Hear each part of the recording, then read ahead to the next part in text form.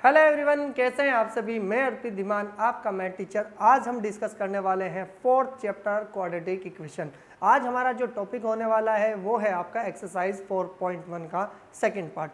Previous video में हमने part 1 को डिस्कस किया था, जिसमें आपका फर्स्ट क्वेश्चन था। फर्स्ट क्वेश्चन कहता था आपको कि भाई आप कुछ आपके पास इक्वेशन है, आपको बताना है कि ये क्वाड्रेटिक है या नहीं है। तो आपको इन्फॉर्म कर दूं कि क्वाड्रेटिक इक्वेशन वही होती है जिस इक्वेशन की डिग्री 2 हो जाए। अब ये डिग्री क्या है भैया? डिग्री है आपकी उस इक्वेशन की हाईएस्ट पावर उस वेरिएबल में, उस इक्वेशन में जो वेरिएबल है उसकी हाईएस्ट पावर अगर 2 मिल जाए तो वो इक्वेशन आपकी क्या कहलाएगी?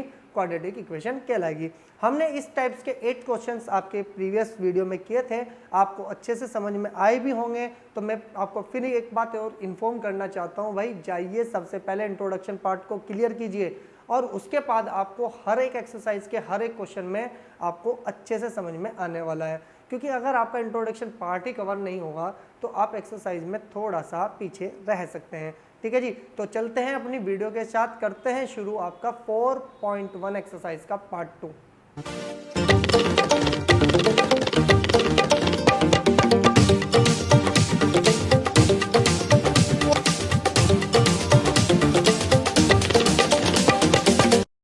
चलते हैं अपने क्वेश्चन पर। क्वेश्चन देखते हैं क्या कहता है भाई आपके पास। मैं आपको एक और बात इन्फॉर्म कर दूं, भाई हमारे पास जो एक्सरसाइज 4.1 है उसमें 2 ही क्वेश्चन है। फर्स्ट पार्ट हमने फर्स्ट क्वेश्चन के लिए बनाया था, सेकंड पार्ट हमारा सेकंड क्वेश्चन के लिए है। सबसे पहले समझते हैं क्वेश्चन नंबर 2 क्या कहता है।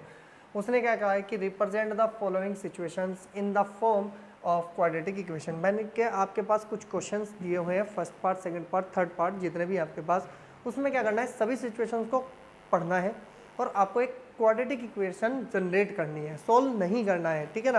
तो सबसे पहले आपको मैं इन्फॉर्म कर दूं कि भाई सबसे पहले ध्यान से सुनो, हम क्या कर लेते हैं, पहले इसको थोड़ा सा एडजस्टेबल कर लेते हैं। ठीक है ना। अब ध्यान से सुनो, हमें क्या कहता है क्वेश्चन कि the area of rectangular plot is 5 to 8 metre square. ये मीटर स्क्वायर है जी, आप इसको ऐसे लिखेंगे मीटर स्क्वायर। ठीक है ना। The length of the plot is 1 more than twice its breadth. We need to find the length and breadth of the plot. पहले ध्यान से सुन लीजिए भाई, आप एक बार बताओ, मेरे पास अगर एक क्या है, रेक्टेंगुलर प्लॉट है, ये रेक्टेंगुलर प्लॉट है, आपको पता है इसमें क्या होती है भाई, ये तो ब्रेथ मान लो, ये तो ब्रेथ है आपके पास और ये क्या है मेरे पास लेंथ है। उसने कहा है कि अगर सपोज करो कि मेरे पास ब्रेथ कितनी है भाई, आपके पास x है, तो उसने खुद बोल दिया था, देखो the length of the plot is 1 more than twice the breadth. भाई जो लेंथ है ना, लेंथ क्या है भाई, ट्वाइस है किसकी, ब्रेथ की है, लेकिन एक ज़्यादा है, प्लस 1 more than है। तो इसका मतलब हमारे पास लेंथ और ब्रेथ आ चुकी। अगर हम इसको लेट करें तो क्या कर सकते हैं, हम इसको लिखेंगे कितना भाई आपके पास कि let the breadth of plot equals to कितना है, x मीटर है। ठीक है ना, क्योंकि हमें सब कुछ केस में दे रखी है भाई, मीटर्स में दे रखी है। एंड हम यहां से लिखेंगे कि the length of plot equals to कितना हो जाएगा, यही आपके पास x + 2 1 कितना बन जाएगा आपके पास, मीटर। ठीक है ना। अब हमारे पास इसी इंफॉर्मेशन को पढ़ते हुए आगे उसने खुद बोल दिया कि हमारे पास जो एरिया है रेक्टेंगुलर प्लॉट का वो कितना है मेरे पास, 5 to 8 मीटर है। तो हम यहाँ से लिखेंगे कि वी नो डेट क्या भाई कि एरिया ऑफ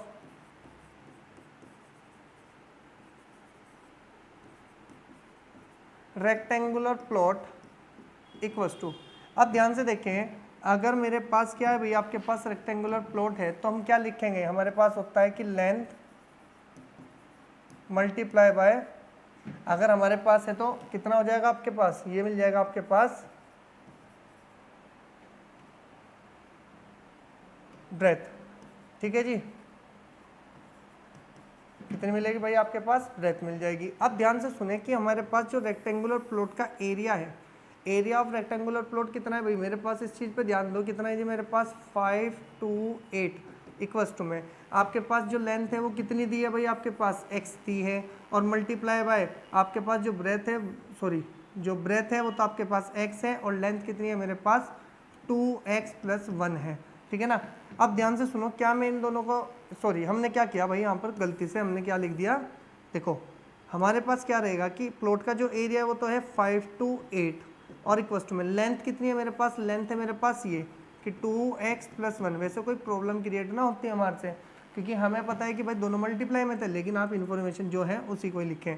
फिर ब्रेथ कितनी है भाई मेरे पास x है। अगर मैं इसको सॉल्यूशन करूँ तो कितना मिल जाएगा आपके पास, ये मिलेगा 2x² प्लस के x और इक्वल टू में 5 2 8।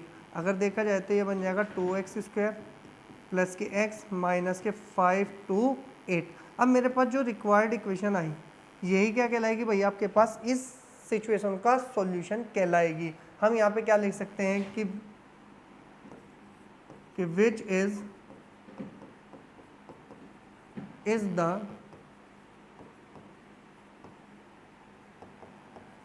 Required quadratic equation. भाई हमारे पास अगर सॉल्यूशन आपको इस सिचुएशन का निकालना है तो वो इक्वेशन हमारे पास ये होने वाली है। बस इसको आपको यहीं पर ही छोड़ना है, ठीक है ना। क्यों, क्योंकि आपको सिर्फ इक्वेशन ही जनरेट करनी थी, ठीक है ना। फटाफट इसका स्क्रीनशॉट ले, नेक्स्ट क्वेश्चन पे चलते हैं। ठीक है जी, आपके पास नेक्स्ट क्वेश्चन क्या आता है, पहले ध्यान से सुने। हमारे पास नेक्स्ट क्वेश्चन उसने कहा कि the product of 2 consecutive numbers positive integers is 306। आगे उसने कहा कि we need to find the integers, आपको इंटीजर्स फाइंड करने हैं। तो सबसे पहले हमारे पास क्या आता है कि let the 2 consecutive positive integers, कितना मान लो मेरे पास आ गया कि r x एंड x + 1, ये दो आपके पास क्या है जी, इंटीजर्स है। एक x है और एक x + 1 है, दोनों ही कॉन्जिक्यूटिव है, एक के बाद एक, ठीक है। आगे उसने कहा है कि मुझे क्या दिया कि गिवन डेट, हम क्या लिखेंगे कि गिवन डेट क्या है जी मेरे पास, ये बताओ कि गिवन डेट मेरे पास कितना है कि भाई आपके पास कि the product of 2 consecutive positive integers equals to में कितना दिया भाई आपको 306 दिया। तो आप एक इन्फॉर्मेशन बताओ कि भाई मेरे पास दो प्रोडक्ट करनी है कॉन्जिक्यूटिव नंबर्स की। वो कॉन्जिक्यूटिव नंबर्स कौन है, एक x है एक x + 1 है। तो दोनों की प्रोडक्ट कितनी हो जाएगी, x × x + 1 और इक्वल टू में किसका आ जाएगा भाई आपके पास 306। तो यहाँ से एक इक्वेशन बनेगी x² प्लस के x और इक्वल टू में कितना बन गया 306। आप इसको इधर लेके आएंगे तो कितना आ जाएगा भाई आपके पास, ये बन जाएगा माइनस के 306 इक्वल टू 0। आपके पास एक इक्वेशन जनरेट हुई, ये वो इक्वेशन जनरेट हुई कि जिससे आप इसके कॉन्जुगेटिव नंबर्स निकाल सकते हैं इस क्वाड्रेटिक इक्वेशन को सॉल्व करके। आप यहाँ पे लिखेंगे कि विच is the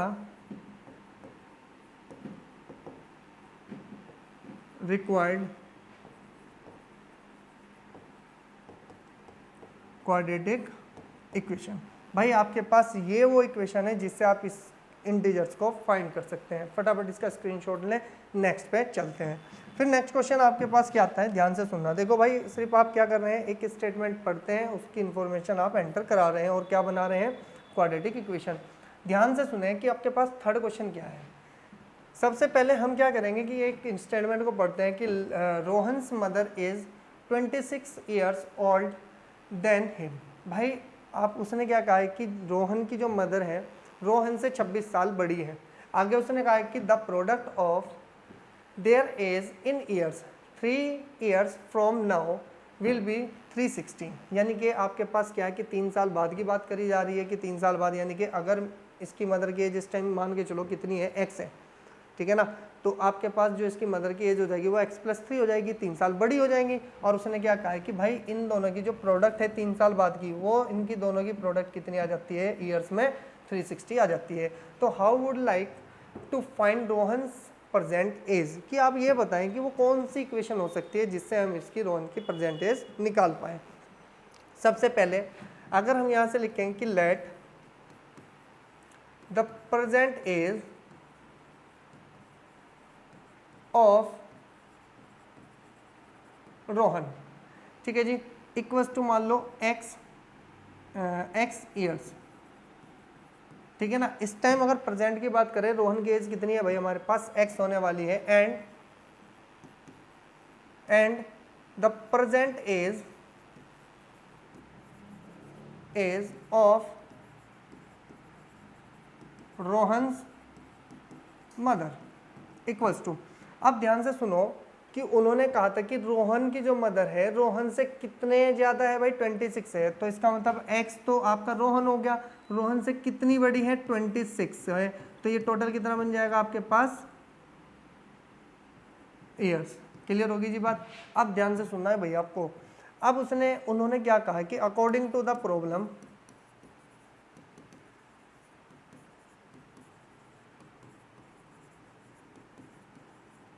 according to the problem उन्होंने क्या कहा, पहले ध्यान से सुनो। उन्होंने कहा कि इतना कि भाई 3 ईयर फ्रॉम नाउ, तो हम यहां से लिखेंगे कि आफ्टर 3 ईयर्स कितना बन जाएगा भाई आपके पास, हम यहां से लिखेंगे कि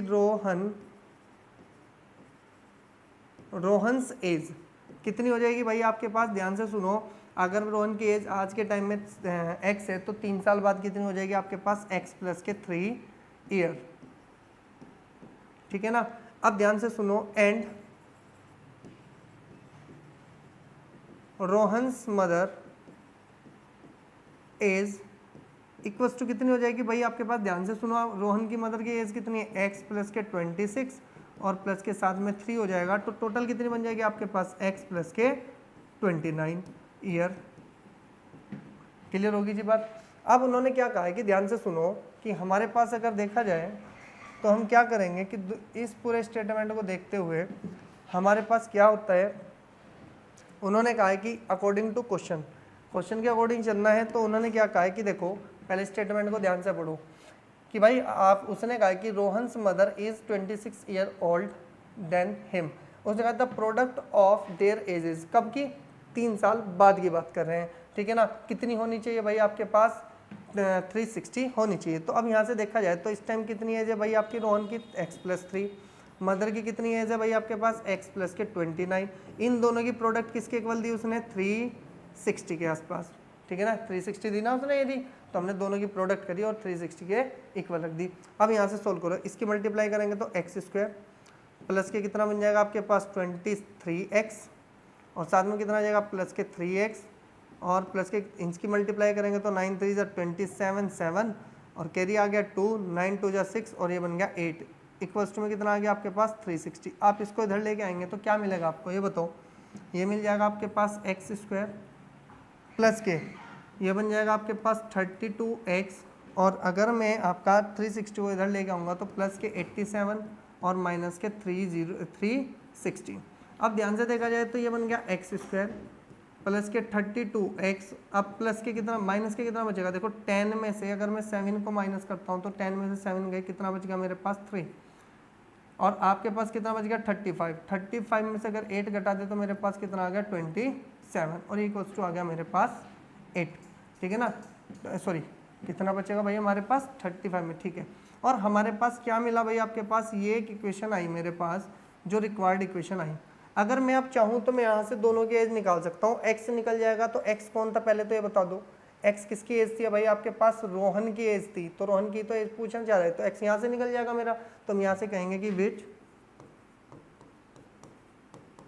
इज द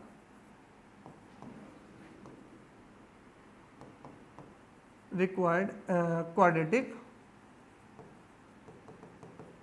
इक्वेशन, कि भाई मेरे पास ये एक क्वाड्रेटिक इक्वेशन है जिससे हम रोहन की एज आसानी से निकाल सकते हैं। फटाफट स्क्रीनशॉट लें, नेक्स्ट क्वेश्चन पे चलते हैं। चलो जी नेक्स्ट क्वेश्चन पे चलते हैं, फटाफट चलें। देखो जी हमारा नेक्स्ट क्वेश्चन क्या है, थोड़ा सा बेसिक चीज़ इसमें यूज़ होने वाली है भाई आपकी। पहले क्वेश्चन का स्टेटमेंट पढ़ते हैं फिर क्वेश्चन को करते हैं शुरू। देखो जी, a train travelled a distance of 480 kilometre at a uniform speed. Uniform speed का मतलब है अगर एक ट्रेन चलना शुरू करी किसी स्पीड से, उसने स्पीड को चेंज नहीं किया तो वो चलती गई बस उसी स्पीड से, कब तक, जब तक उसने 480 किलोमीटर पर घंटे की स्पीड, सॉरी 480 किलोमीटर आपका ना कवर किया हो। ठीक है, आगे उसने कहा है if the speed had been, उसने कहा कि भाई उस ट्रेन की स्पीड क्या की हमने 8 किलोमीटर पर आवर लेस कर दी, यानी कि 8 किलोमीटर पर घंटे की स्पीड उसने कम की, और उसने कहा then it would have taken 3 hours, क्या हुआ उसने, more than cover the same distance. भाई उसी डिस्टेंस को चलने में अगर आप किसी की स्पीड कम करोगे तो टाइम तो ज़्यादा लगना ही लगना है, जाहिर सी बात है। उसने कहा वो टाइम कितना ज़्यादा लगा, आपका 3 घंटे का टाइम लगा। आगे उसने पूछा है क्या कि we need to find the speed of the train. तो सबसे पहले ध्यान से सुन ले भाई, आप सबसे पहले लिखे हैं कि let the speed of train equals to x kilometre per hour. बात समझ में आई भाई, हमने कहा जी एक ट्रेन की जो स्पीड थी वो ये थी, लेकिन हम ध्यान से सुनो कि डिस्टेंस कितनी है जी आपके पास, इक्वल्स टू कितना है भाई आपके पास 480 किलोमीटर। अब ध्यान से सुनो, किसी हमारे पास पता है कि हमारे पास एक डिस्टेंस है और पता है किस स्पीड से जाना है, तो हमारे पास जो टाइम होता है वो कैसे निकलता है भाई, टाइम का फॉर्मूला होता है time equals to distance upon speed. अगर आपको ये पता है तो हम बता सकते हैं कि भाई डिस्टेंस कितनी है, स्पीड कितनी है, डिवाइड दे दो और हम बता देंगे कि इतने घंटे में हम पहुंच जाएंगे इतने टाइम पे। तो हम यहाँ से लिखेंगे कि वी नो डेट को टाइम क्या मान लो यहाँ पर t1 मान लो, कोई टाइम हो गया भाई आपके पास t1 टाइम था, इक्वल्स टू में कितना आ जाएगा भाई आपके पास 480 अपॉन में x। बात समझ में आई। आप ध्यान से सुने कि भाई आपके पास जो लगा वो टाइम कितना लगा, वो ये लगा, इसको इक्वेशन नंबर 1 मान लो, ठीक है ना। एंड अगेन हम यहाँ से लिखेंगे कि एंड, अब ध्यान से लिखो कि if the speed of train equals to कितना हो जाएगा x माइनस के 8 किलोमीटर पर आवर। अब आप कहोगे सर ये माइनस के 8 क्यों किया, अरे भाई जो स्पीड चल रही थी उसने कहा तो है कि 8 किलोमीटर कम कर दी, 8 किलोमीटर पर आवर की स्पीड कम हो चुकी, तो हमने जैसे ही माइनस किया तो ये स्पीड न्यू आई। लेकिन डिस्टेंस तो उसने यही बोला ना कि हमारे पास जो डिस्टेंस है, डिस्टेंस क्या है हमारे पास, सेम है, सेम डिस्टेंस है, तो मेरे पास 480 किलोमीटर ही रहने वाली है। तो यहाँ से अगर मैं टाइम करूँ कि टाइम कितना आएगा आपके पास, हमने कहा यहाँ पे तो टाइम अलग आएगा भाई, मेरे पास टाइम को मैंने क्या मान लिया यहाँ पर t2 मान लिया, और t2 जो मेरे पास टाइम आया वो फिर सेम आया कितना कि भाई आपके पास डिस्टेंस अपॉन आपके पास स्पीड। स्पीड बताओ कितनी है मेरे पास, स्पीड कितनी हो गई इस टाइम मेरे पास x माइनस के 8, ये हो गई इक्वेशन नंबर 2। इतनी बात सबको समझ में आ चुकी होगी कि भाई हमने अब तक किया क्या है। अब ध्यान से सुनो, अकॉर्डिंग टू क्वेश्चन की बात करी जाए कि उसने कहा है कि according to the problem, according to the problem. अब ध्यान से सुना जाए कि भाई मेरे पास अकॉर्डिंग टू द प्रॉब्लम का मतलब आ गया कि अब ध्यान से सुनो कि भाई मैंने कुछ डिस्टेंस कवर की, वो कितनी थी भाई आपके पास 480 किलोमीटर थी, ठीक है जी। 480 किलोमीटर का मतलब हो गया कि हमने 480 किलोमीटर चले, एक स्पीड से चले एक दूसरी स्पीड से चले। ज़्यादा टाइम किस में लगा भाई, हमारा लगा इस वाली टाइम में। अगर मैं कहूँ कि ज़्यादा टाइम माइनस के कम टाइम इक्वल्स टू में कितना आना चाहिए भाई मेरे पास 3 आवर्स मेरे पास आना चाहिए। तो मैं क्या लिखूंगा कि t2 माइनस के t1, यानी कि टाइम 2 माइनस के टाइम 1 करेंगे तो 3 घंटे ज़्यादा लग रहे थे मेरे पास। मैंने ये तो बोला ना कि भाई अगर ये ज़्यादा टाइम लगा रहा है, ये कम टाइम लगा रहा है, तो ज़्यादा टाइम में से कम टाइम को घटाओगे तो कितना ज़्यादा लगाया, उसने बोल दिया 3 आवर्स लगाया, तो 3 आवर्स लगाया। तो हम यहाँ से लिखेंगे कि भाई t2 का कितना हो जाएगा 480 अपॉन में कितना हो जाएगा x माइनस के 8 और माइनस के 480 अपॉन में x, और इक्वल टू में कितना आ जाएगा भाई मेरे पास, ये बन जाएगा आपके पास सेम। अब आप ध्यान से देखो कि 480 तो मैं कॉमन ले सकता हूँ और यहाँ से क्या ले सकता हूँ भाई मैं एलसीएम, ये बन जाएगा x इंटू एक्स माइनस के 8।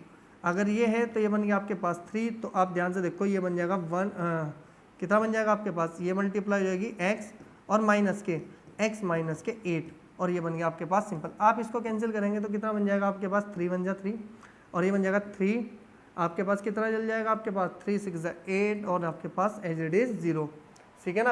अब ध्यान से सुने, इधर कौन आया भाई आपके पास, इधर बता दो कितना आ गया मेरे पास, 1 आ गया। तो 1 आया तो हम इसको एज इट इज ही रखेंगे अभी 1 को, ये हो गया 160 और ये कितना बन जाएगा x माइनस के x और माइनस माइनस प्लस के 8 और अपॉन में ये बन जाएगा x स्क्वायर और माइनस के कितना बनेगा 8x और इक्वल टू में कितना चल रहा है मेरे पास 1 चल रहा है। अब ये पूरा पूरा तो इधर मल्टीप्लाई कर जाएगा भाई, जैसे ही इधर मल्टीप्लाई करेगा तो क्या मैं इसको थोड़ा सा अरेंजमेंट कर लूँ भाई।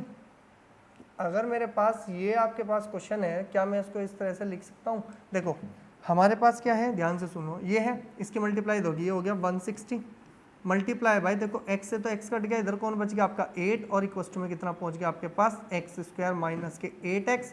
ठीक है जी, इसकी मल्टीप्लाई करो, ये बन जाएगा एक्स स्क्वायर माइनस के 8x और इक्वल टू में कितना आ जाएगा 8 की 0 में करेंगे 0, और आपके पास इसमें करेंगे तो कितना आ जाएगा भाई आपके पास, ये बन जाएगा मेरे पास बनेगा भाई कितना 48, 8 बनेगा तो 8 आपके पास आ जाएगा 4, और ये बन जाएगा 8 बन जाएगा 8 और ये बन जाएगा आपके पास 1280। ठीक है जी, आप इसको इधर लेके आएंगे तो क्या मिल जाएगा भाई आपको, ध्यान से देखो, ये मिल जाएगा आपके पास एक्स स्क्वायर माइनस के 8x और माइनस के 1280 इक्वल्स टू में कितना आया मेरे पास 0। अब ध्यान से सुनो भाई, मेरे पास आ गया ये क्वेश्चन की रिक्वायर्ड इक्वेशन। अब इस इक्वेशन से हम क्या निकाल सकते हैं भाई, आपके पास ये निकाल सकते हैं जी स्पीड ऑफ ट्रेन, क्योंकि हमने एक्स यही तो मान रखी थी। अब ध्यान से सुनो, हम यहाँ से लिखेंगे कि which is the required quadratic equation. ठीक है जी, ये हमारे पास वो क्वाड्रेटिक इक्वेशन होने वाली है जिसको हमें फाइंड करना है। ठीक है जी, तो अब ध्यान से सुनना है मेरी बात भाई, ये हमारे पास जो क्वेश्चन आने वाले हैं ना, ये बहुत ही अच्छे क्वेश्चन है, क्योंकि नेक्स्ट एक्सरसाइज में तो आपको इससे क्या बनानी है, इक्वेशन भी बनानी है और इसको सोल्व भी करना है। अब वो किस तरह से सोल्व करना है वो आपको वहीं पर पता चल जाएगा कि फैक्टराइजेशन से करना है या आपको क्वाड्रेटिक फॉर्मूला लगा के चलना है। ठीक है जी, मिलेंगे नेक्स्ट वीडियो में। इतना आप इस एक्सरसाइज को कर लीजिए अच्छे से तैयार, क्योंकि इसकी हेल्प से ही आप नेक्स्ट एक्सरसाइज को भी सोल्व करने वाले हैं। ओके स्टूडेंट, तो मिलते हैं नेक्स्ट वीडियो में।